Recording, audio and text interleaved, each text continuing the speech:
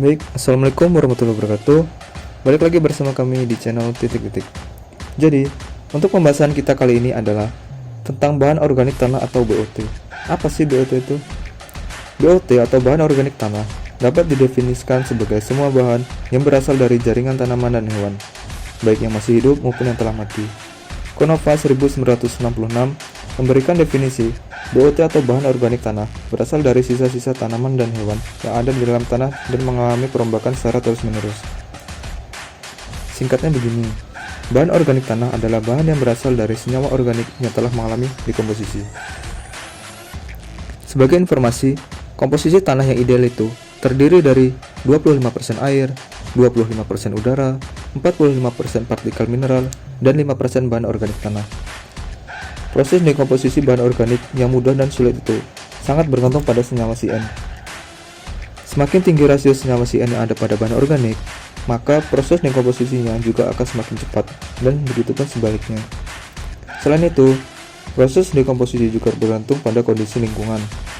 Seperti pada saat suhu turun, maka proses dekomposisi menjadi lebih lambat, sedangkan pada saat suhu naik, maka proses dekomposisi bahan organik menjadi semakin lebih cepat. Lalu apa saja sih fungsi dari bahan organik tanah? Fungsi dari bahan organik tanah yang pertama yaitu bahan organik tanah berfungsi untuk menyediakan unsur hara yang dibutuhkan oleh tanaman. Seperti yang kita ketahui, tanaman memerlukan unsur hara dari dalam tanah untuk menjadi sumber makanannya. Beberapa contoh unsur hara yang diperlukan oleh tanaman antara lain adalah unsur C, H, O, N, Pk, Ca, Mg, Fe, Ci, Cu, Mn, Jn, dan lain sebagainya. Yang kedua, bahan organik tanah juga berfungsi untuk memperbaiki sifat fisik, sifat kimia, dan juga sifat biologi tanah. Sebagai contoh, bahan organik tanah dapat membuat tanah menjadi gembur dan menambah bahan kimia dalam tanah yang diperlukan oleh tanaman. Dan yang ketiga, bahan organik tanah berfungsi untuk menyangga perubahan fisik tanah yang terjadi karena gangguan atau fluktuasi lingkungan atau iklim.